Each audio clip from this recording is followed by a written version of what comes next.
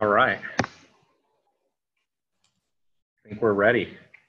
Awesome. Let me make sure the sound is working, because the one time I was interviewing Errol, the sound wasn't working for some reason on Facebook. Omar's calling me right now. Okay, cool. We are good. We already have 4 viewers. Oh, nice. All right. Okay. All right, so we have the infamous big head honcho, Mark Bramble Renshi from Ninpo.us. Thank you for joining me here tonight and sharing your wisdom with everybody in the Ninpo community. Oh, well, I wouldn't go that far, but thank you. So I guess first things first, give everybody a little bit of background on yourself that might not know who you are, and where your martial arts training started and things like that. Okay, sure. And I have, as you know, I have a little bit of a gift of gab. So if you'd rather have some bullet points rather than the essay. Well, I guess where did it all start? Who did you train with? What styles did you train in? Things like that.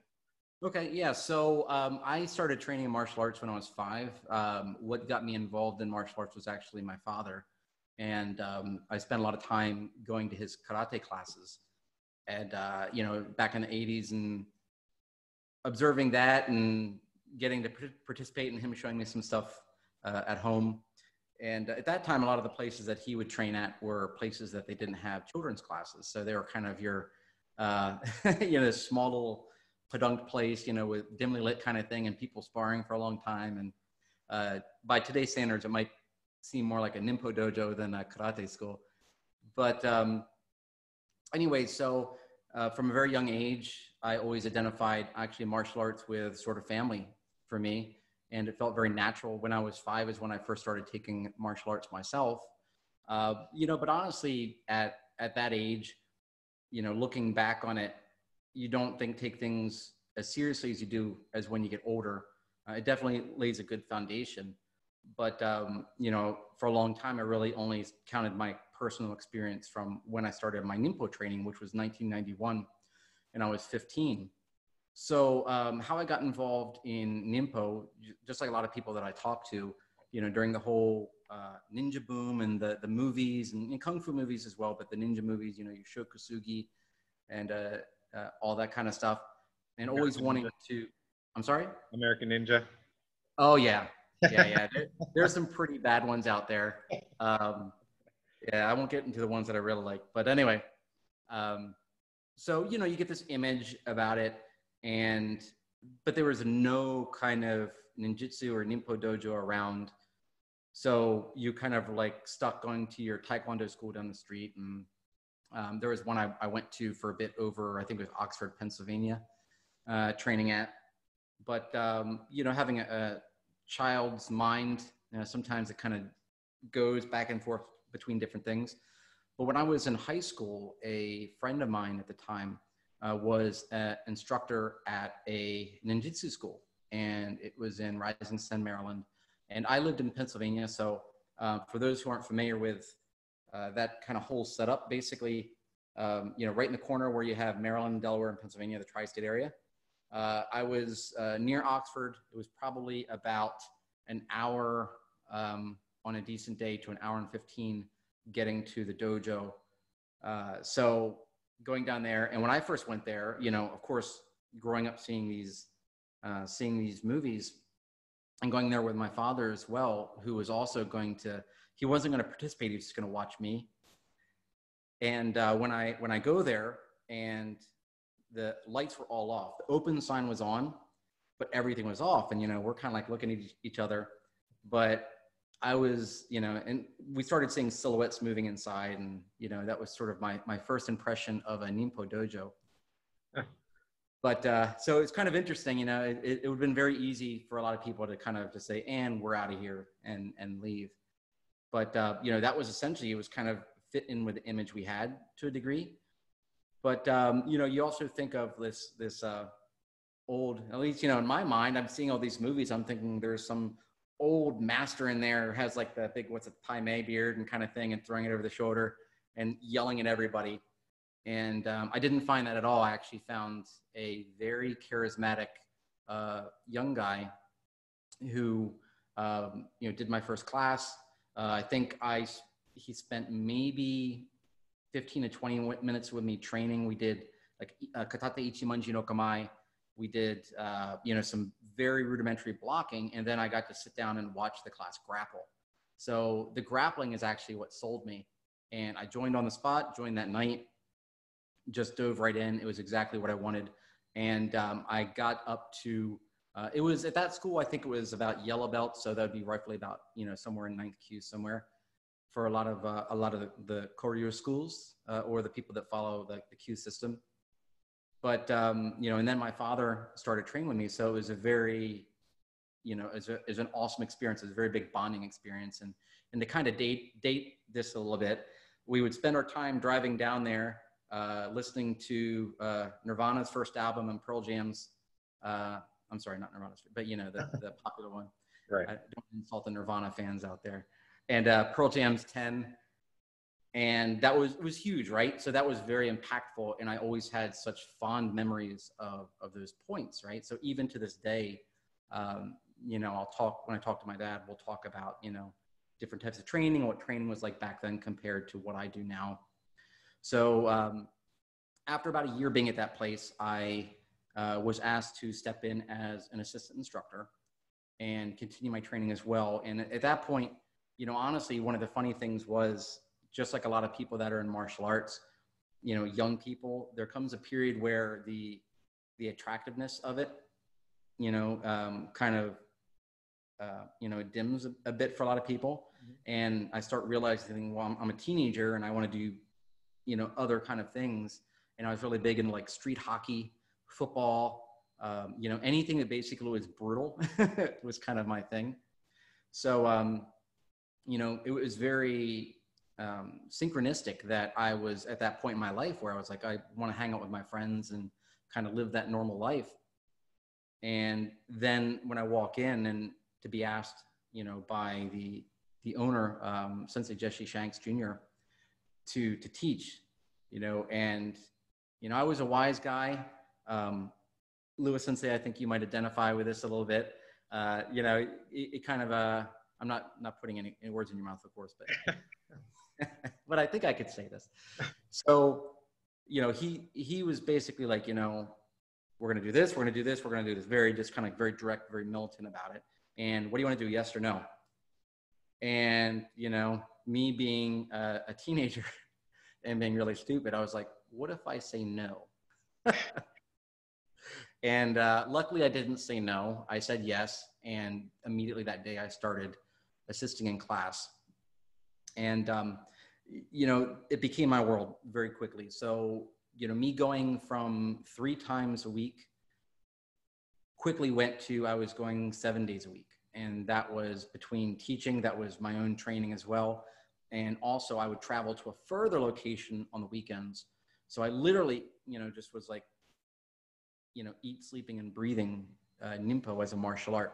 And during that time, Shank Sensei was actually one of the, people, if you look at some of the old magazines of one of the ninja summits, he was, one of Tanemura Sensei's people that was very involved in Genbukan in the US. So that training, that kind of training always really spoke to me. It's very, just a very hard, very brutal training. So he also did, he did other things as well, like Aikijitsu, Aikijujitsu. He was very big into wrestling, sambo, grappling, so much sparring. It was a lot different because, what we know of as, people know as like, Budo Taijutsu, or people know of as Ninjutsu, it didn't really fit that image of it, right? Like it was more of like, I'd gone home from class, like, bleeding because I was cut from a sword. I was, I got punched in the face and had a bloody nose, kind of stuff. And it was brutal at times. So it was more of a, let's show you how to apply this against somebody who is, you're literally trying to fight each other, instead of let's make this technique look really pretty and, flowy kind of taijutsu. It was there too, but it was application really came first. Right. So that was my first image of Ninpo as a martial art. It wasn't the Ruha, it wasn't, anything like that. And as a matter of fact, the way that he explained his system, and he called it a Tenshin Ryu Aikibudo, was Ninpo, was a Ninpo system, but it was a pure Ryu. And what I mean by that is, if you can imagine like a vacuum, like saying like, oh, okay, we need, we should be practicing this. So like a vacuum, just kind of draw that in and let's get out all that stuff that's not going to be effective. If you think about it, it's very similar to what you think of as ninjutsu or even MMA, right? Where you're kind of taking in the stuff right that is effective and just kind of trying to let go of the other stuff. So that was my first. He was way ahead of his time. I definitely think so. And, there was, no one's perfect either, right? So everyone has their own personality. But, it was kind of funny because, being young, and I actually started my first martial arts school very young. I had my own first dojo at 19. So it was very, very different. And I would still go to train down there, not quite as much as I did, because I was so much, I was working on my own, with my own students and everything. But, I would go down there and people would just be like, I know you. It was really weird, kind of a weird experience, because I literally could step away, never meet anyone, and then they would know who I was walking through the door. Right. And you were down there, right? How did that work out? Did he mention anything about me before I went in there? Not, he Only might have. I don't remember. He always used to talk about you, Jason Swimmer Sensei, Mm-hmm. And another guy, I forget his name. I think Mike McGee, he used to talk about as well. Mm-hmm. So yeah, I trained there for a little bit, and He put us out. yeah, it was great training, and totally different.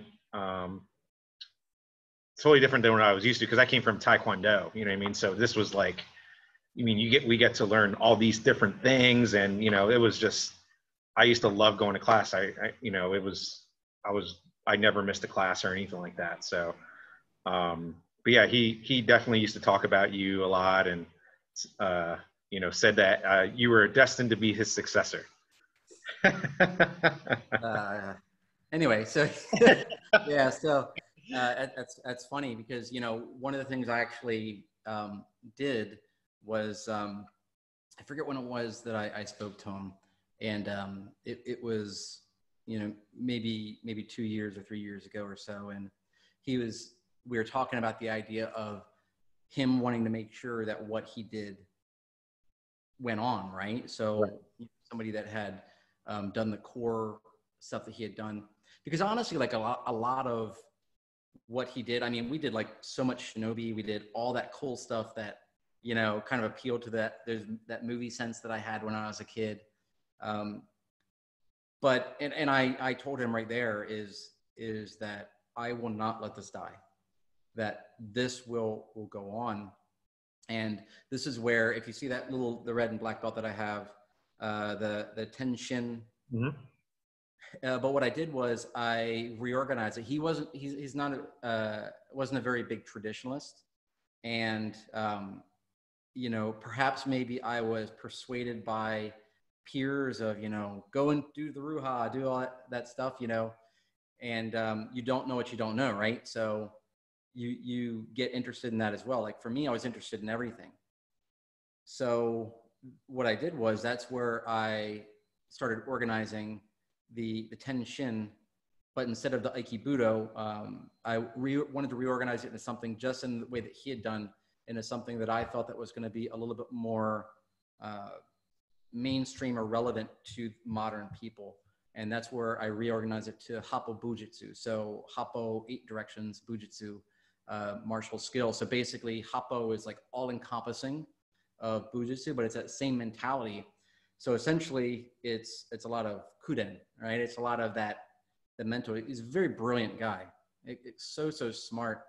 But, you know, I tested for, I tested for Kyoshi level under him. So I kind of backtracked. So, you know, Renshi and well, I guess to give some people some background who don't know who he is, he, you know, Jesse Shanks Jr. was one of the first or second Genbukan dojo chos, you know, in the United States.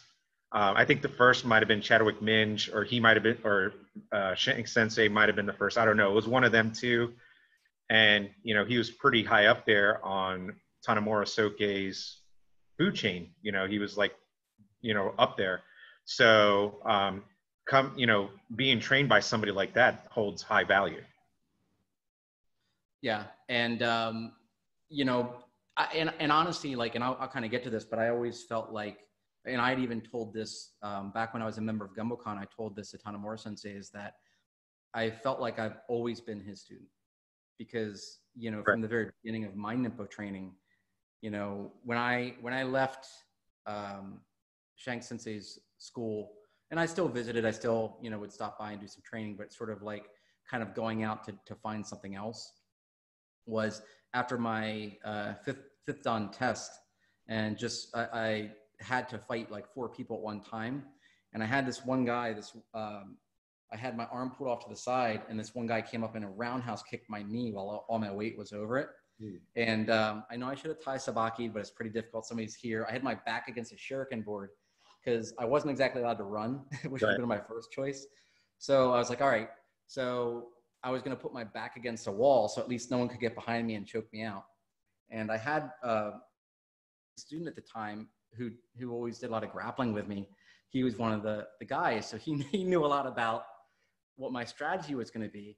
And the first thing he did is he was really heavy into ground fighting at the time. And he grabbed my arm and he pulled me over like this. My back's against the boards, very similar to the one that's behind you.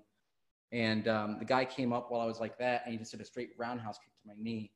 And it you know, it was interesting. And I got very hurt, and it took me about, I didn't have medical insurance. So I never went to the doctor about it, which is just sort of a reality of where we are. Right. But, you know, I sort of collapsed down on, and, you know, it wasn't the first time I've been hurt. And one of the things I've learned about my body is that I go into shock and, you know, see some interesting things. But, you know, so I just decided at that point that I had no problem. I'd been hurt before. I knew I'd get hurt again. I wanted to feel like if I was going to risk my body like that in such a severe way, that I just wanted to feel 100% on point with my training. Right. And for me, that meant breaking out and exploring some of the cons and, you know, basically, you know, I'd done all the hands-on kind of like, you know, this stuff before, and I had done, you know, Ruha training and just different stuff like that as well, but it just wasn't the focus, right? So, you know, because we'd have guest instructors come through, teach seminars, teach all this kind of stuff, and so I had some different experience with different people and different styles, everything from Budo Taijutsu, Ninpo to BJJ, wrestling, sparring. We always had guests coming by teaching sessions and classes and stuff. But anyway, and a lot of Aiki. So you're with Jesse Shanks Jr. Till like what year? 2000. 2000, and then you moved on from that. And then did you go into one of the cons right after that, or did you do a lot of self-training? So I went into what I call the exploration phase. Okay. Of my existence. And what I did was I started, you know, just kind of taste testing different instructing styles. And, you know, I trained at some different Bujinkan places. You know, I had some mixed experiences, honestly. I had some people that were very much like, you don't know anything, you start at white belt kind of thing. You know, looking back on it, I don't, you know, I people that need to start at a certain belt level, that's fine. But I remember the experience and how people sometimes try to diminish other people because it makes their own training feel better, right? So that's one of the lessons that always stuck with me, of why I try to treat people with such respect, even if I don't really know anything about what they can do, or maybe what they do is, you know, a little different than what we do. It doesn't mean it's better or worse. It's just different, right?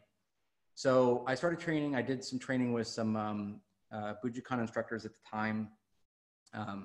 Even actually briefly helped assistant instructing for Bujinkan school. Is very far away, very tough to commit to.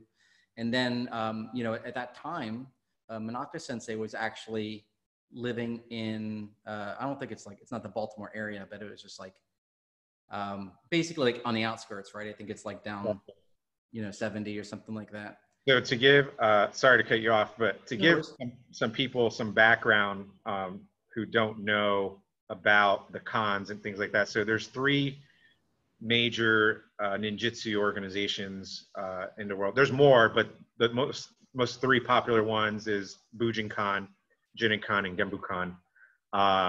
And the Bujinkan is the head grandmaster is Masahaki Atsumi.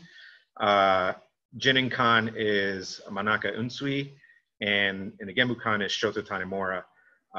And we used to, you know, I met you while you were in Genbukan, and we used to be an ex-Genbukan school, things like that. So anyway, sorry, that way to give people some background on what we're talking about.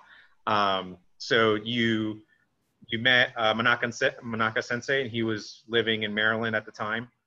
Yeah, so, you know, based on just my history, I wasn't to a point where I wanted to experience those things, but I wasn't really interested in the idea of rank. It kind of became kind of meaningless to me to a large degree at the time, and still does. But you know, it's kind of a necessary thing to help kind of move your progress along in different systems.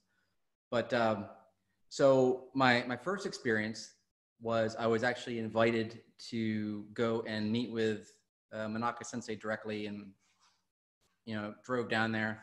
And I think there was actually 2 different ones. Like the first time back in the day, if you remember the map quest, you print out the you know, you print out the directions. Yep. You hope that nothing changes, right? Right.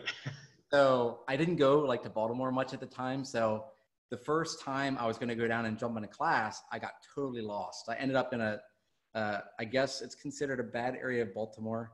Hopefully there's no one offended here from Baltimore, but I'm sure there's lots of great parts.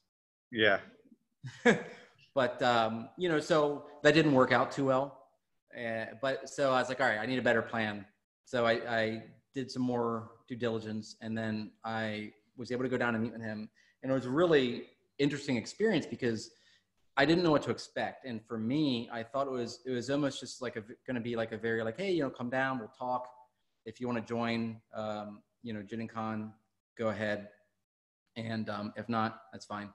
And then it ended up being like, you know, everyone that was living in the house kind of sat around and looking at me.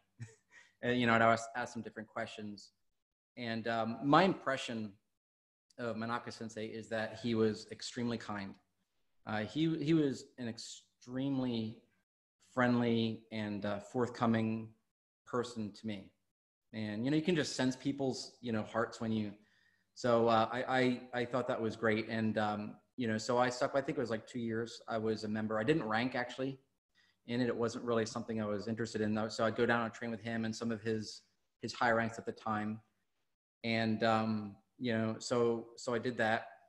And then so did they ever ask you like, hey, are you going to test or?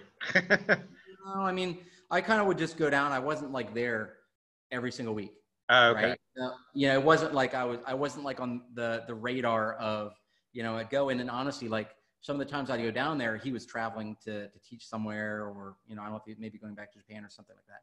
But the reason, honestly, that what intrigued me most about Jinenkan, and notwithstanding the experience of getting to train with him on occasion, but it was actually because one of the things he had told me was that as a member of Jinenkan, he will answer directly any question that I have.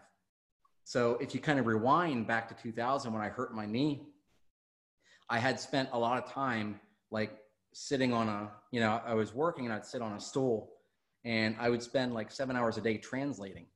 Oh, So wow. I would get, you know, Bansen Shukai. I gave my best shot. I think I got through most of the Toki section.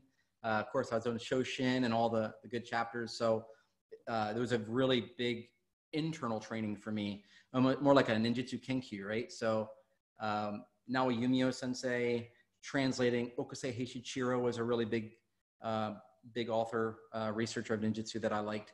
So if you can imagine at this time, I had like nothing but questions, right? And I figured, well, a Budo Taijutsu or martial arts grandmaster who studies this stuff is going to be somebody that can really help me out a lot. Right. So that was a really big motivating factor for me. And I have a notebook here with, you know, copies of emails of like questions I asked and then the answer that goes along with it and stuff like that. And even when he was doing that, it was extremely honest and forthcoming.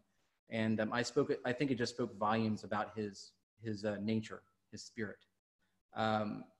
So from there, and then he ended up leaving. He left the area, and I trained for a little bit after that with one of the instructors that stayed behind. And it's funny because it was like after he was gone, and you're kind of like, oh. Then I actually started getting interested in getting rank. So why was he in the U.S.? Because I don't think I know the whole story. Was he trying to recruit, or? Well, I only know what, you know, obviously, like I'm gonna have a secondhand experience. I mean, I would train with some of the people there, and I would, you know people that train there, but, you know, he didn't sit down and say, this is why. My understanding was that he came here to start Jinenkan, and I think maybe like a visa expired or something happened like that. And I don't know the circumstances, but, you know, I think that I heard something about that. But anyway, so yeah, so, you know, I did that. And then I thought, you know what, I was starting to look at, and actually, let me back up for a second. In 1998, there was actually a Genbukan instructor in Maryland who was a Shodan. And I went, I remember this because that night I was supposed to see, this is probably, I don't know, I'll be impressed if you know who this is, Liz. It was Robert Plant and Jimmy Page were playing in concert. Do you know who they are? No, I don't. All right, this interview is over. Man, so they were putting on a concert in 1990. It's the two of the members of Led Zeppelin. Okay. So it's for all the people. Now you know. So have my mic, I'll just drop it. So anyway, so like, you know, I got this idea, okay, even back then, right, I had that notion, but, you know, and I went to his dojo address that was on the Hambu website, and it was his home. That was a very awkward experience trying to explain to the parents that I was there Right. for Genbukan. But anyway, so, you know, fast forwarding back to our story, after, you know, that had all transpired, I looked up, you know, the closest Genbukan instructors. I reached out to one, I think in Pennsylvania, didn't get back to me. I think it was a former because, you know, they didn't really update the website too much. Right. So, you know, I basically was kind of like, you know, I really want to learn onegaishimasu, please. Like nothing, right? Right. So I was like, okay, so the easier route is not going to work. How bad do I want this? And it's a lesson for all your students out there. How bad do you want it, right? Right. So I went, and at the time, you know, Ali Abrigo Shihan at the time was in Genbukan, and I would travel up to Long Island, and I would do, I would be in the classes, I would do private lessons. You mean your dojo wasn't 5 minutes away from your house? No, all right. So here's the thing: when I would map it. Oh, by the way, what is it? I think what's it, the Verrazano Bridge? What is it, like a $37 toll? It's insane. Well, I just love when people walk in here and they'll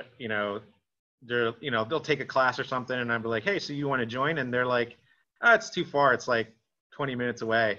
I'm like, that's far to you? So what I would do is and I've actually worked with some of my own students like this, who are legitimately far away. I've trained with people that are like 3 or 4 hours away kind of thing. And what I would do is I would say, okay, I'm going to go up. I'm going to try to go up every month. I'm just going to stockpile up on private lessons. It's going to give me plenty to work on over the course of that period.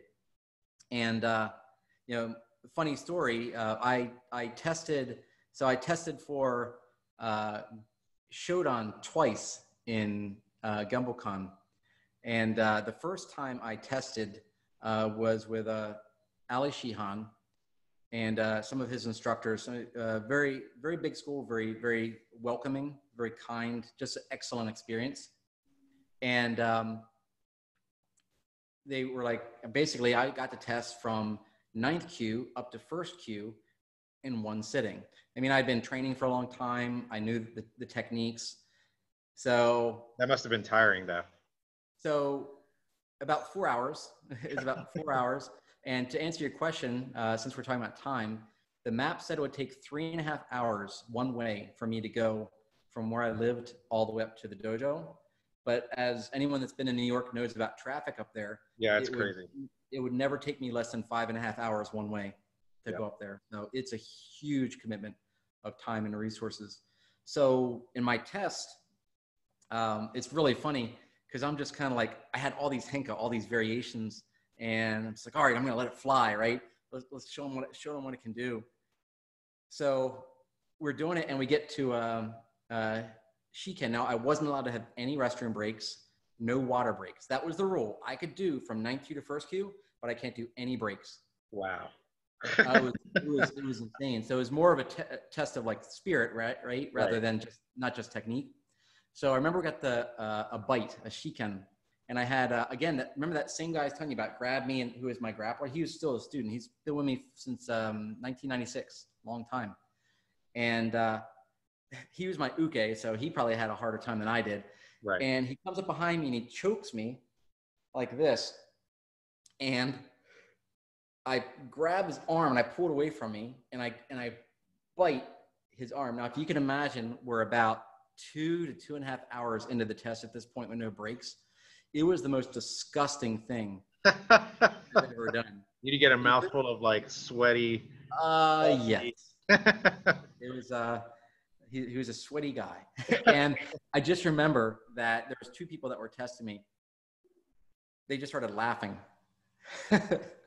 And they were just like, well, I guess that is Shiken. They're like, just so you know, you don't actually have to bite him. Right. You can just symbolize that you're going to bite. And I had him tapping, man. He was like, I was biting him. I was like, I'm going to, because that's, if you think about it, that's what I grew up with, right? You do the technique to the person. Right. And they have to be a wise enough training partner to know when to tap. So they're going to let, and we had such good rapport with training that it was very natural for us. But anyway, so about 4 hours later, I got up to 1st Q. And that was very, very nice. And then the next time after that, I did, no, I'm sorry. Let me back that up for a second. Then I went to Japan Taikai. And I was thinking like, oh, should I try to test for Shodan here? And, I don't know what to expect, right? So you're kind of like, oh, do I do it? Do I not? How many people were there? Because other people don't know, like, this is like a big thing usually from, Taikai is a group, from the same organization, from people all over the world. So what do you say, like 300 people? About 350, I think, is what the count was. Yeah, there was a newspaper there that was covering the whole thing. It was in the Nika Mountains in Kinugawa. Kinugawa means a demon river. And it was really a cool experience. And I think we had about 25 people or so from New York all traveling together. And I'll tell you what's really funny is I always thought, when I go to Japan, it's going to be such a spiritual experience. And, you know, we're going up into the mountains, and you can imagine it's like everything you've ever wanted. It's like mountains of Japan, which is pretty much everywhere, but Right. mountains of Japan, and then the fog rolling over top of it. And you're like, you hit your like Ninpo Zen moment. And I'm like, I'm going to run off into the mountains and you're never going to see me again. So that's what I envisioned.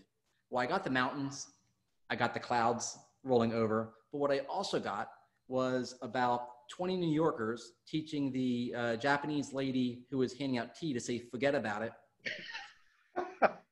And them doing karaoke where most people couldn't sing.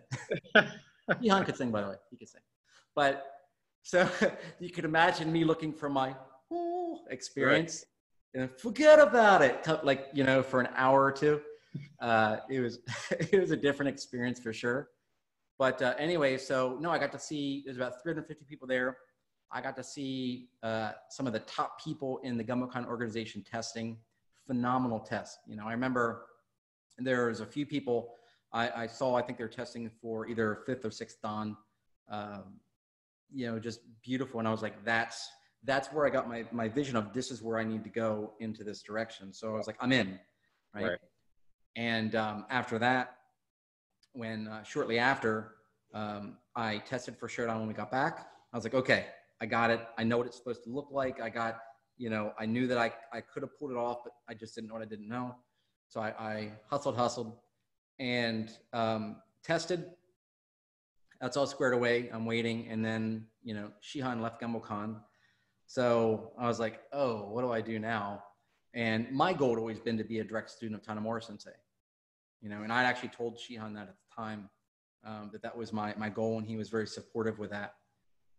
So, you know, we, you know, and they're like, oh, well, you didn't test. And I was like, oh, someone said I did and did. So that's why I tested a second time, was because there was confusion about if I had tested or not. I'm like, well, just record yourself testing and, you know, we'll kind of, you know, call it okay and kind of move forward.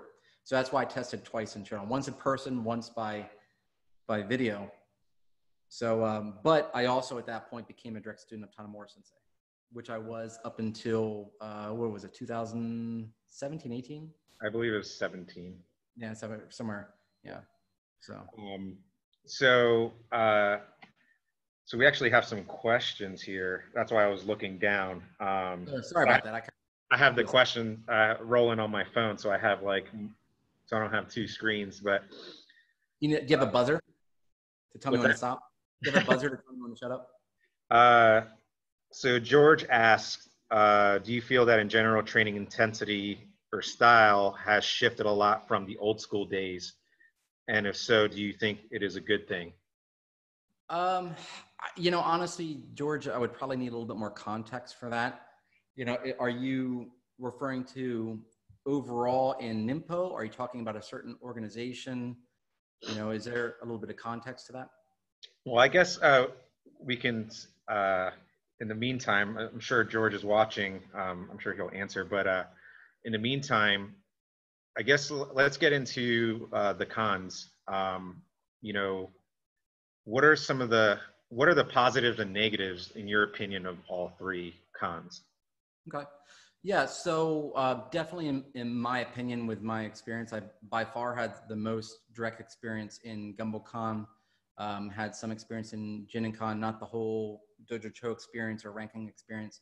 And then I trained with some instructors. So I trained directly, at least to a degree, with 2 out of 3.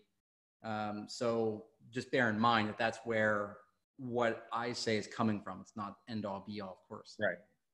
So the question is, what do I think is really the difference between the 3? Right. And I guess what are the positives and negatives of each one? So I look at it in 2 ways. One is from a training perspective, and one is from an organizational structure perspective. So I would say that starting off, by far, the most strict is Genbukan. Right. I think the technique is very strict, very strong technique. It is, you know, it's amazing, but also, you know, to be a part of it is very strict. It's very challenging for people who are used to a Western society right. where, you know, you're doing things in a certain way. So I would just say strong, strict, right? Yeah. That'd be my keywords I'd use for you. Right. For Bujinkan, like I said, just bearing in mind my limited direct experience is really just much smaller, is I feel like there's less consistency in Right. their training. I feel that there are some people who, if you train with them, it would look identical to Genbukan or identical to Jinenkan or, you know, something like that. But then there's other people where you'd look at it and be like, what are you doing? Well, like, what are you training in? Right. Right. And that's not to knock anybody. I personally believe that it is up to the student to do due diligence with the teacher, and don't be afraid to ask tough questions. I can tell you that for me, everything that guides me is simply what's the truth, right? So if when you're sitting here asking me that kind of question, I'm thinking like, I don't know what to kind of say about it, but I'm ultimately saying like, all right, I'm not knocking anyone at all, but what is the truth? And of course, it has to be truth from my perspective, right? So the pro of Bujinkan is I think that there is a lot of very high level technique involved. It's very, it would be made to me for somebody who had a very solid background in Koryu martial arts already. Gotcha. They would get a ton out of it because it's a lot of advanced theory, you know, very unique things. And you might pick apart and say like, oh, I'm going to use, I don't like this kind of thing. But I think that there is a lot of interesting ideas that you could use in your movement. Where I think that, at least in my experience, is it's there, and you can decide if you think this is a con or not, that's really up to you. But I would say that there's a lack of consistency in there. No, I would agree. I know one of the Bujinkan guys that I have high respect for is Duncan Stewart. His technique is phenomenal. But you know, you also have your guys that, you know, are doing the rotation gun defense thing or knife defense thing. You know, orbit. It's in the orbit. Right. It was like a guy. He's like, this is how you defend from a knife, and he's like doing like these circles around the guy, and it, you know, it was a terrible video, obviously terrible technique, but yeah, you know, so you have a lot of people in the Bujinkan, but less quality control. You have less people in the Genbukan, but more quality control. So, so do you think Jinenkan is the happy medium, or? You know, that's pretty much exactly how I feel. I feel that, you know, Jinenkan is sort of like, this is the way that the Ruha says to do it. This is how we do it. This is why you do it. And I think that if you are, you know, strict Koryu, you know, right now, that that one is pretty appealing. Jinenkan is pretty appealing to people. If you like that, this is how you do it. The reason that I didn't personally stick with it, because I think that might be a question that some people would ask. If I obviously hold Manaka Sensei in pretty high regard with my the limited experience that I have.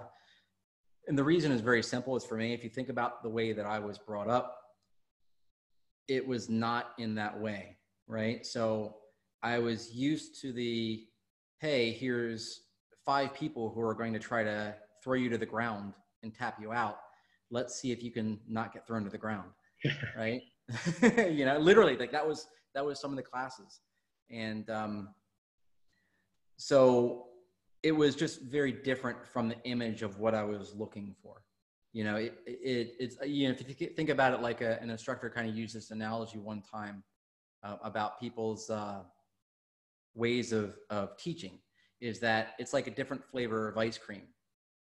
You know, you might like strawberry, another person might like chocolate.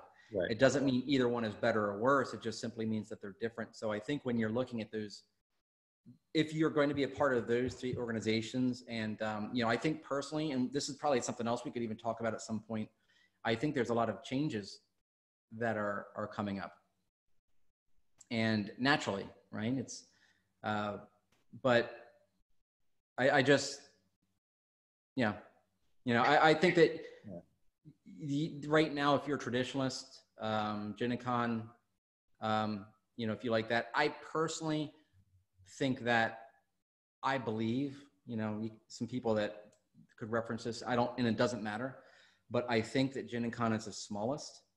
Right. I think it is too. But I think that that's because they're sticking to their core of who they are. And I don't see that as a bad thing. Right. Right. I mean, it's kind of like saying like, well, we don't need to be the biggest. We just need to do what we do and do it well.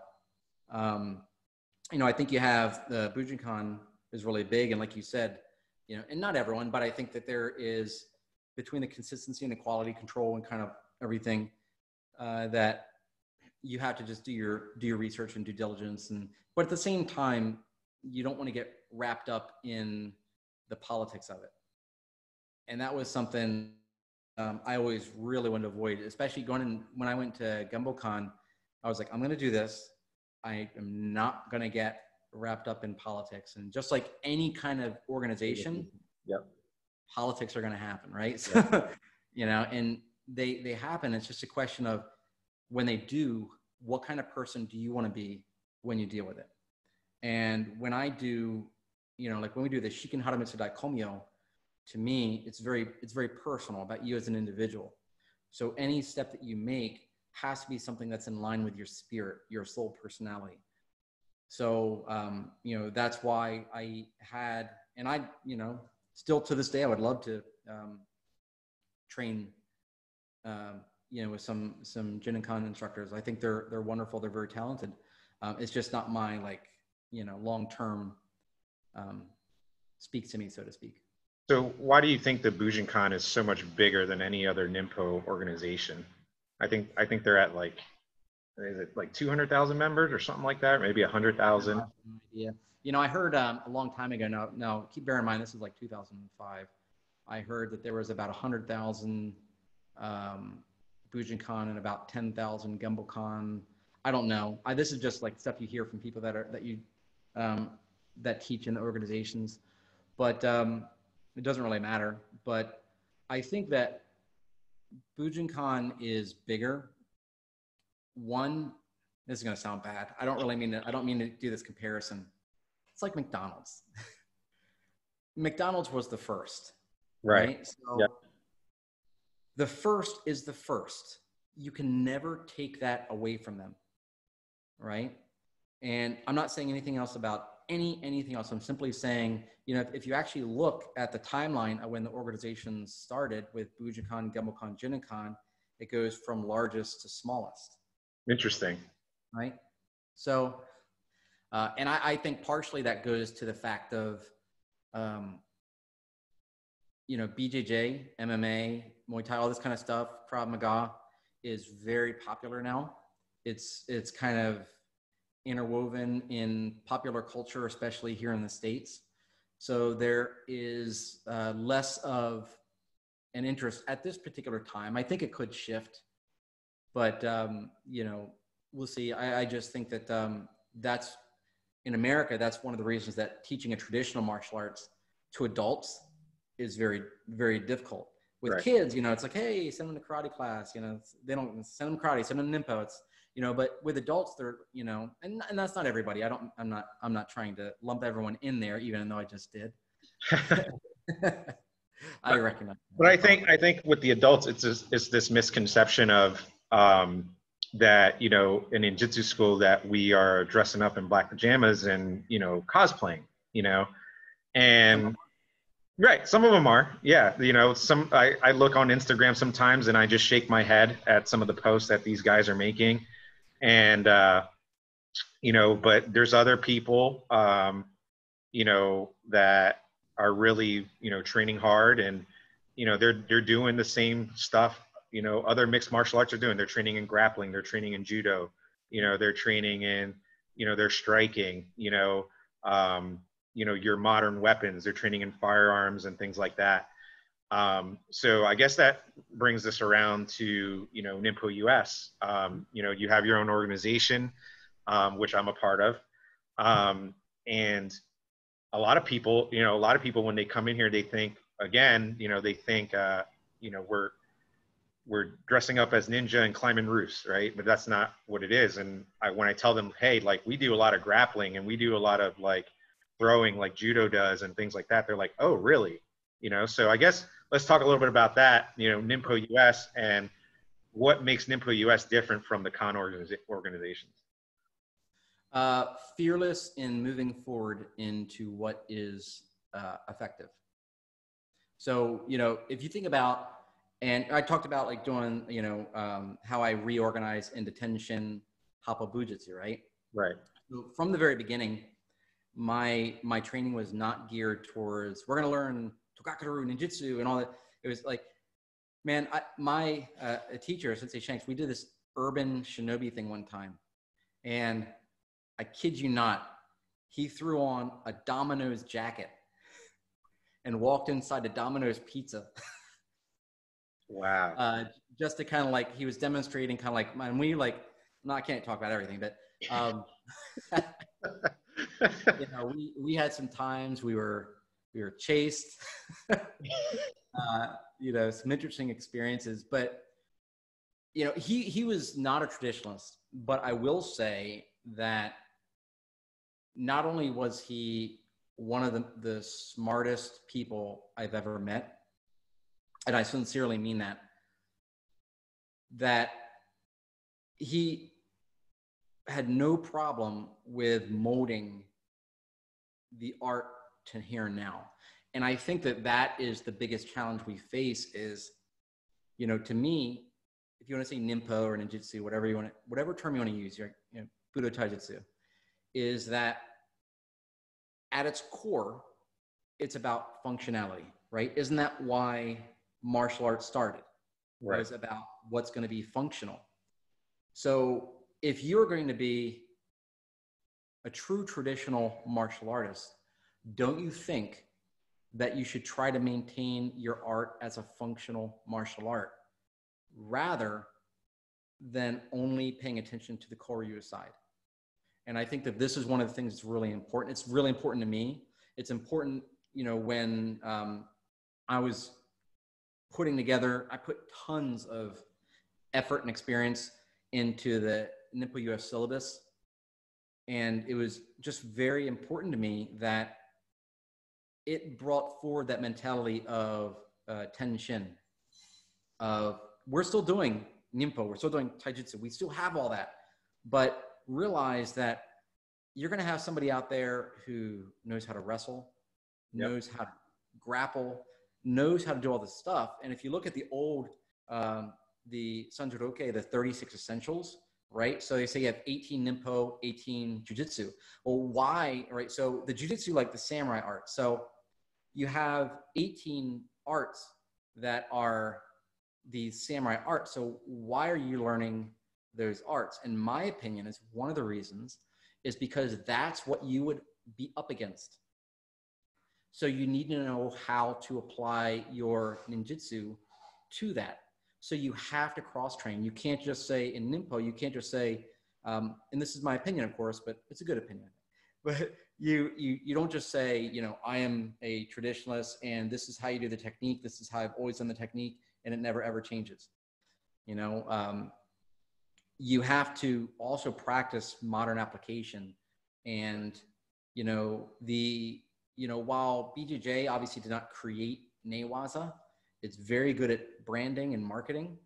And they're excellent at that. At the ground fighting, excellent at the ground fighting and the branding. But you have to have everything, and you have to have an open mind, and you have to realize is that those 18 samurai arts, in my opinion, have to be updated. They have to stay relevant to the time. And just to kind of speak to that, you know, I told you about when I was a member of Jinenkan for a couple of years. And one of the questions I actually had for Manaka Sensei was, has anyone ever updated the 36 Ninpo essentials? And because that to me, that's Ninpo, right? So I'll practice everything, but I want to sort of know. And he said, yes, if you look at modern intelligence organizations like the CIA. Right. You know, it makes perfect sense. Do they need to know hand to hand? I'm sure, depending on their role, you know, it's probably a good idea. But there's other things you need to know, even things like building rapport with people. You know, you and I are having what I hope is a good conversation, and people are getting some value out of this. So how do you work with other people? You know, right now we're all experiencing, you know, a global pandemic, which, you know, none of us have experience with, right? Right. And this is one of the places that Ninpo has so much value, because it's not just a physical confrontation. Martial arts is not just somebody punching at you, right? It's dealing with any kind of life adversity. So I think it's fair to say this is an adversity-filled time for a lot of people. And how do you mentally and emotionally prepare for this? How do I stay strong so that my family is not going to get freaked out about the situation? You know, knowing that, you know, if I'm concerned that I could lose my job, or maybe I did lose my job, how am I going to provide for my family? Well, I have to be able to use that training. And yes, I have to take action, but I have to make sure that I'm going to operate from a place of strength, right? To me, that's Kuji, right? I could, you know, we could do all this kind of, all that kind of stuff. But to me, Kuji is internal power. Right. Right. So this is your real life time to practice Kuji. Right. Yeah. Right? I would tell my students, you know, it's not about who can do, you know, X amount of techniques. It's about who's going to be the smartest in that type of bad situation. You know, you know, basically, if you're smarter than the other person, you're going to get home safe, you know, and that's what it's all about. And not freezing up, because when you freeze up, then you're done, you know. So we have some questions here. We have Michael asked, seems like a lot of Ninpo schools don't engage in randori. Does Ninpo US do a lot of randori? Yes. Yeah. The way that our curriculum is structured is, and to give you some insight about the way that the curriculum was structured, it wasn't put together from a point of view of it is a stagnant, never changing system. I think that's a flawed psychology. I think that, you know, I continue to learn, you know, all of our people continue to learn. And to me, that is what a martial artist is. I don't just say, you know, I've learned everything I need to know, I'm never gonna learn anything else. You know, I have a teacher still, and, you know, I progress. So the way that it is set up is that as things come up that can be improved, that without a sense of ego, they're improved. It's very straightforward. It's not, there's no ego about it of, you know, so the way that the curriculum is structured right now, and this, we have this in book form. So a little plug, but it's on Amazon. Know, yeah, it's on Amazon. I hear Louis Sensei is still trying to sell some copies. Yeah, I think I still have a few here. There you go. So you can message him and Yep. say, raise your hand, mine. I'll give you $5 off than what Amazon sells them for. Man, appreciating the training. And no, I'm just kidding. So that's a really good question. So yes, I am a strong believer in randori. I'm a strong believer in not putting yourself on a pedestal. You know, my goal as a teacher is to train people to be able to beat me. Right. So instead of saying like, you know, you know, if they can, it's awesome, because one, that means that they're picking up something. And then two, I'm now forced to get better. Right. So I look at it as a really good tool. So that's the mentality that I bring to it. So the way that the curriculum is structured is the Shokyu section, the beginning levels, is geared more towards your sparring. The Chukyu, the mid-level section, is geared more towards grappling aspects, and that would be standing, newas as well. And the third section, now keep in mind there's some overlap. It's not cut dry here. And the third section is actually geared towards detaining. So we call this osewaza or kime. So pinning techniques, right? Like, so maybe you have, you know, your security, law enforcement, or maybe you just have a friend who, you know, isn't in the right mind. They drank too much and they're doing something silly, and you're not trying to hurt them. You're just trying to keep them from doing anything even sillier, right? So the Joku level is geared towards that, right? So using different points of the body to try to pin, things of that nature. And there's also some other stuff that we put in to the advanced portion, which is more straight line Ninpo Taijutsu. And I'll give you an example. Yoko Aruki. So Yoko Aruki is the cross-stepping patterns. And then I know in a lot of curriculums where they have it down in the beginning levels. And the reason that I pushed it back so far is not because it's necessarily complicated, because I honestly don't think it's as practical or relevant to most people that some of the other stuff is. So I just wanted to put stuff that was a little bit more self-defense driven for people. So the Randori is there. There's actually also Randori against weapons as well. Bearing in mind that the Ninpo mindset is always about survival. It's always about escaping. So if we have the option, you know, especially with weapons, but, you know, in general, it's better for us to not be there, right? Like I had a student one time. I've had students attacked with weapons. I had a student one time that was attacked by 8 people at one time. And, you know, the people had a little bit too much to drink and, you know, as people do. And he's not going to be Jackie Chan, right? He's not, I mean, that's for the movies. That's not gonna happen. Not practical. No, right. So, and it wasn't even about him. He was actually trying to protect the lady that he was with. And they were getting, you know, they were getting grabby. So he actually stepped in to protect her and basically didn't know what to do. So he basically cocooned her like this so no one could grab onto her. And they started trying to punch at him and they all had him surrounded. So what he did was, you know, he, like I said, he's not going to do, he did a Jumanji, right? So here, but he kept his vitals secure so he wouldn't get knocked out. And he lowered his body so he could see underneath of everybody, so he could see their legs. He wanted to make sure that they weren't going to pull out any weapons on him. So it's funny. I remember him saying to me, Sensei, I get hit harder in class. It was hilarious. You know, a lot of people really don't know how to punch correctly. You know what I mean? So, you know, I could see what, you know, we're taught to use our bodies and, you know, basic mechanics to hit hard, right? But most people, they don't know. They, you know, they think the power comes directly from the arm, and it doesn't. Right. Yeah. And just to kind of put a bow on that story, because I don't want people thinking he just stopped here. Right. So what he did was he actually managed to move himself between 2 cars so that people could only approach from 2 sides rather than be all the way around him. That's genius. And what's that? Genius. Yeah. So it's hey-ho, it's strategy, right? That is martial arts. So, you know, you're not going to sit there and just fight with everybody. You have to survive. And so basically what happened was they were coming up. He was keeping them away. Then a guy came up from behind and grabbed him from behind. And he did a seoi nage. He did a hip throw. And the guy wasn't expected it. He was kind of dazed and got up. And then once he did that, everyone was a lot less interested in coming too close to him. They were still kind of, you know, doing their thing, but no one really wanted to get launched through the air. So pretty much what had happened was, as he told it, was the cops then showed up and they tried to leave and they didn't get to leave, but the cops were apparently watching for a little bit because they said he obviously could handle himself. So they kind of wanted to see before they jumped in, you know, what was going on. I'm sure it was a little bit of fun for them.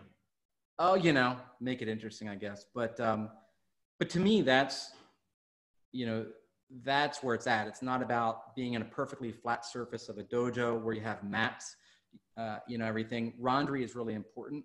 And we do another thing, which is, you know, stress inoculation. Basically, it's the idea of when you don't know what's going to happen. Like if I say, you know, Lewis, we have, you know, this person here, they're going to come in and they're going to attack. I want you to practice defending or something like that. Right. Or you're going to grapple. You guys line up, you do your thing, you spar, whatever you're going to do. But if, like, let's say now we say, okay, hey, you know, do as many push-ups as you can. It's like, here, you're saying, okay, now quick, come with me. Okay, and you walk into a dark room, you don't know what's there, and then somebody attacks you from the shadows, right? Or you walk into an area and there's like loud music playing, you can't even hear your own thoughts, and then somebody attacks you from out of nowhere, even with like a weapon.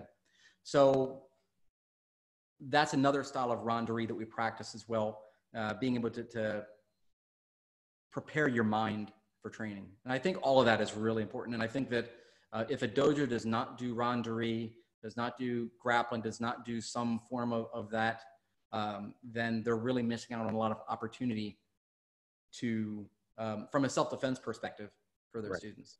Well, I can attest, being your student, that pretty much anytime, you know, whether you come up here or I go down there, we're always, you know, doing some type of randori, whether it's grappling, sparring, you know, weapons defense, stress inoculation, you know, so Good question.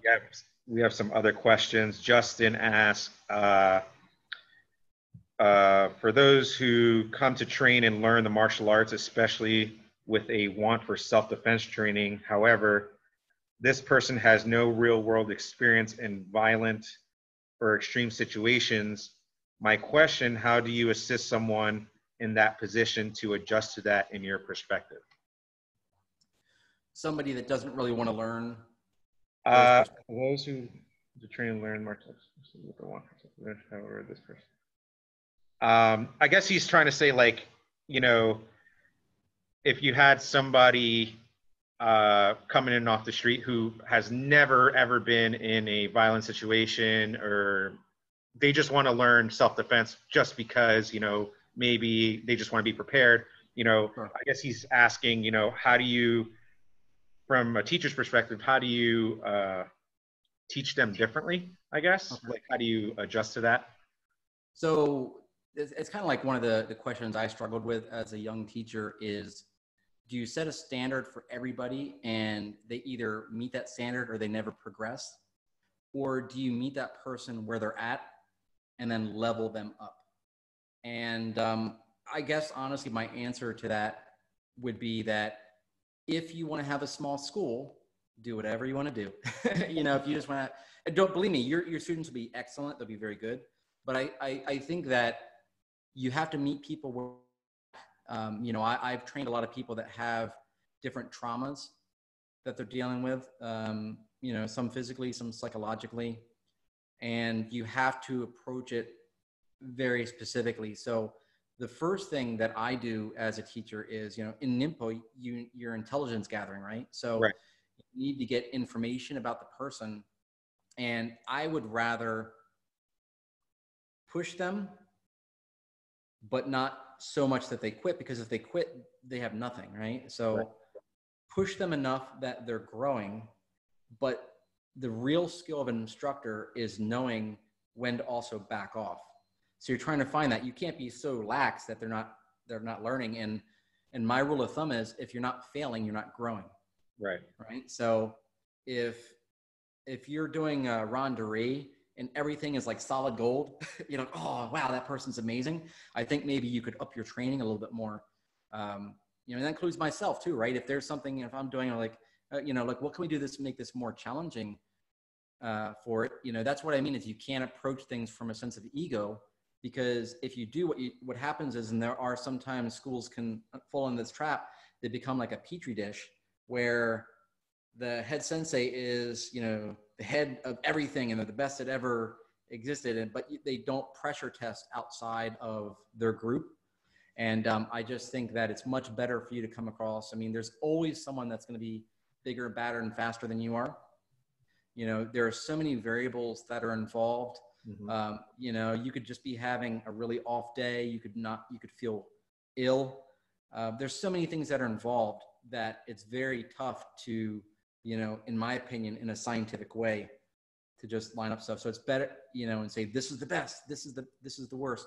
I think it's better to approach things from due diligence, right? You should just kind of believe everything, obviously, because there are some rubbish that's out there, and it does make, you know, other people's jobs as a martial arts teacher much harder, because that image is out there, and now they have to deal with that. Like if you're saying like, I'm a Ninpo school, right? And so it's like, I saw some of you guys on YouTube, and that's kind of, you know, you have to deal with that out of the gate, right? Like that, you have to realign their story to something, and you have to understand, I mean, do you even really want to? you know. To answer your question, I think it was Justin that asked this. Hey, Justin. So, yeah, so the main thing is getting intelligence, you know, just some intelligence gathering on who they are, knowing when to push, knowing when to back off. And the biggest part of that really comes down to experience. I think that's the mark of a good teacher to me. Right. I always, personally, I always tell, I have the same approach. If I'm pushing you harder, you know, if one of my students, you know, if I'm pushing them harder, that means they're highly skilled and I want them to work harder. And sometimes I think they think I'm being mean to them, but no, it's because I expect more out of them. You know what I mean? Whereas, you know, if I think I need to back off, you know, same situation, I will back off. I'll be more relaxed with that person because maybe that person or that student just needs to feel a little bit more confident in their skill or whatever. And I pre-frame it too, just so you know. You know, for example, I had a 6-year-old little girl I was working with, and I couldn't do anything without her crying. Oh, wow. She was just terrified, like literally like cry, leave. Yeah. And I got to the point where, you know, very gradually built up. And I realized that there was enough trust there that I was going to try to help her jump a level. But you have to build up to that, right? You can't just go there. So there has to be a lot of trust. And as a teacher, you have to be sincerely want to help that person, right? You know, not just like, hey, you're paying me, so I'm teaching you a class kind of mentality. I'm like, I'm truly am here because I'm here for you. So I basically said, you know, we had there was some crying, but at least she would stay in class and cry rather than leave. So I just said, you know, what we're going to do is we're going to take this to the next level. Are you ready? Hi, sensei. Oh, it doesn't sound like you're ready. Are you ready? Hi, sensei. I don't know. All right. So for the next minute, no matter what, you're not going to give up. Can you do that? Hi, sensei. Like, you're basically like, I'm pre-framing the person. Right. What they're doing is they're giving me permission to be tougher on them as a martial arts teacher. And they know that I've said what I call an upfront contract. There's a term out there. Actually, my wife taught me that. She'd be mad if I didn't mention that she taught me that term. Basically, where I'm setting the expectations up front. And you know, look, I'm being tough on you, but it's not because I don't like you. It's because I know how awesome you really are. Right. And I know how great this is going to make you and how much it's going to help you. And, you know, it's those type of experiences are, I mean, that was a long time ago. That was probably about, 10 years ago, 11 years ago. Those are the type of experiences as a martial arts teacher that you remember. Awesome. I'll have to use that technique next time I get a crier. Stephanie asked, what is your favorite moment in all the years of training? Oh, wow. You know, it's kind of a weird one. I don't have any favorite moments. I have memorable moments. So memorable, they usually involve some kind of injury. like the leg one? The leg one, yeah. I've broken the same ankle 3 times. Oh, wow. Yeah, and then the second one, like I said, I didn't go to the doctor because I didn't have health insurance, but I wasn't able to sit in Seiza for a year and a half. You know, I was on crutches for 6 months. I'm pretty sure something bad happened. Even, you know, yeah. If we ever do Rondery together, please don't text me. I might need to grab a bow or something to equalize it out. But yeah, so I don't really have any favorite ones. I have memorable ones. Some of the most impactful ones for me are actually when I have somebody that came in that says how much their training has helped them.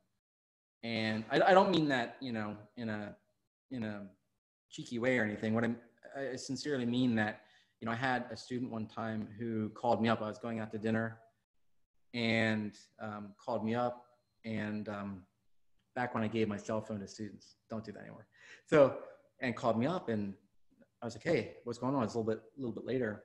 He was like, Sensei, I just want to let you know that tonight your training saved my life. He was attacked by a knife somebody had a dagger, and they were just back.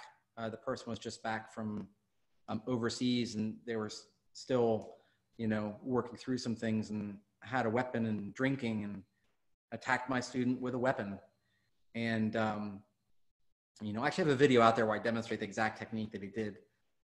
But those are so impactful, and those are the ones where you have people in martial arts are like, oh, what you're doing doesn't work, it's fake, it's this and that.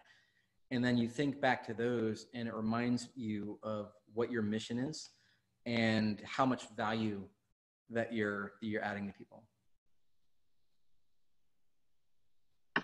I don't know what happened there. Okay, well, hopefully the audio didn't cut out, because that was old, man. It still says we're streaming live on Facebook. I think it is. Yeah, I don't know. It like the program shut off and then came right back on. I don't know. That was weird. Cool. So yeah, it looks like we're still on. Okay, cool. Yeah, I was gonna check, but if you're. But hold on one second. So where do you see Ninpo in like 5 to 10 years? Do you think those ex-con organizations will die? Do you think they'll still be around? Do you think it'll grow? I think that without the initial leadership of the con organizations, that my heart says that I think they're going to fracture into a million pieces. I think that there are, and you see it, right? Like, there's people that have been training for a long time, and they're like, okay, well, things are changing, so I'm going to do my own thing now. And I think other things will come, and there's going to be some excellent training opportunities in the world of Ninpo. But I just think that for the people that are involved in Takamatsu Den or Sato Den or our Ninpo at large, I think that we're kind of witnessing a very specific period of time where things are going to really change. And so, but I think that traditional martial arts overall, that's going to be important to, are you going to be able to add enough value to people in a relevant way to reach enough people to keep people interested in it? Gotcha. I mean, you're kind of seeing it now in the Bujinkan a little bit, where Soke Hatsumi kind of, appointed his next successors, and it was, he, instead of appointing one successor, he appointed, I forget how many Ruha he has, but, he picked out several guys to, keep on the traditions and stuff. So I can see that, certain people will follow that guy and certain people will follow that guy, and it's just gonna, branch off from there. But I think that could be good too, right? Because, like I was talking about the petri dish of, when you have a, and I hate to say it like this, but you do like controversy, right? So kind of like a cult following of an organization, I think you're going to see that change. And especially as other stuff gets out there, like I said, with BJJ, Krav Maga, all this stuff, it's coming out. I think more people realize that they are going to need to add on to their training even more, and add some of the stuff that, the one person was talking about with Ronderie and all of this stuff. So it's kind of a either evolve or die. Right. So that's what I personally feel. Do you believe like all of the Hanbu dojos in Japan in regards to Ninpo are teaching everything Ninpo has to offer, or do you think they're watering it down? I would say it's case by case. I think that if you are interested in learning Koryu, old style martial arts, one of the, there's different things you could do. And like I said, I mean, for me, I love the Koryu, but I also like modern, like I have I'm very forward thinking in the way that just my general nature. But, you know, I don't think that they're teaching everything. I think that, you know, if you look at, all right, so here's something for a little controversy for you. And you've been waiting, right? So here's the thing. When everything started and, you know, in the 80s, everything was ninja this, ninja that, right? Ninjutsu and all this kind of stuff. And what happened after that? What did they switch to? Jujitsu.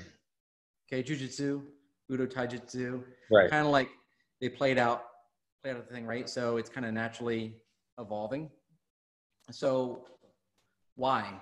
You know, when did other things stop? When did, you know, you have like a Hanbu class schedule where you have like Yari and then Hojo and Shinobi, and all of a sudden every class you're just doing Jaranuke, right? You know, or doing your next technique. Well, that's funny you say that, because you know, if you look at the old Bufu from ex Genbukan days, you know, in the 80s, you know, it gives you the schedule, and the Bufu is, you know, kind of like a newsletter for those people that don't know. It gives you the class schedule and what they learned that day or that week. And like you said, you know, they're learning some pretty cool things, you know what I mean? And then now it's not like that in Japan. You go there and you work on your specific cue or belt level material, you know what I mean, every class. You know, Shank Sensei had an interesting perspective on this. Actually, I'll share, and I don't presume to speak for him. I'm presuming to speak from him from, you know, the 1990s. So I, you know, take that for what it is. But you know, the idea of being a young grandmaster, and when I say young grandmaster, like a young kancho. You know, when you're like, if you think about the idea of a teacher, and I think that anyone that's taught martial arts could probably, you know, might be able to identify with this to a certain degree. And you get out and you teach your classes initially, and you want so badly for everyone to just fall in love with what you're teaching. You're like, we're going to do this, we're going to do this. You're doing all this stuff. And, you know, you're doing it. And then along the way, you learn to refine your methodology a little bit more. And I would say that personally, no. I think that they're perhaps being more selective about who is learning. And again, this is just based on my own experience.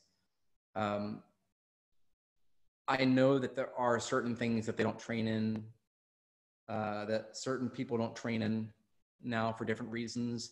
Whether experience, superstition, what have you. But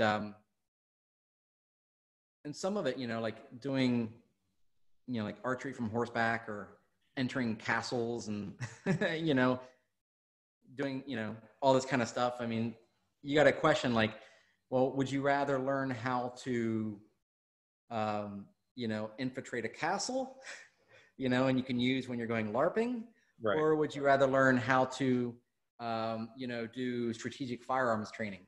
That's going to be much more relevant, right? So, you know, Ninpo, the way that I practice it is an evolution. Cool.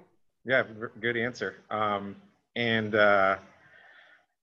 why do you think foreigners practice Ninpo more than the Japanese? Because there's no, you know, no misconception that more foreigners practice the art than the actual Japanese do.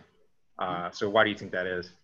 Yeah, you know, I was surprised to go to Japan, and you know, the classes at my dojo were bigger than at the main dojo. You know, I couldn't. You know, it was a really surreal experience. So I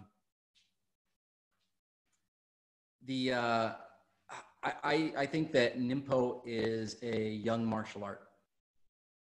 And, you know, you say ninjutsu, but they've really geared it more towards Ninpo, right? So I think a lot of people in Japan, in my opinion, are more interested in things like judo. Are they more interested in things that are a little bit more exciting, a little bit more pop culture? Gotcha. Does anybody else have any questions for Mark Sensei here before we wrap it up? speak now or forever hold your peace? Yes, I do have to wrap it up here in a minute.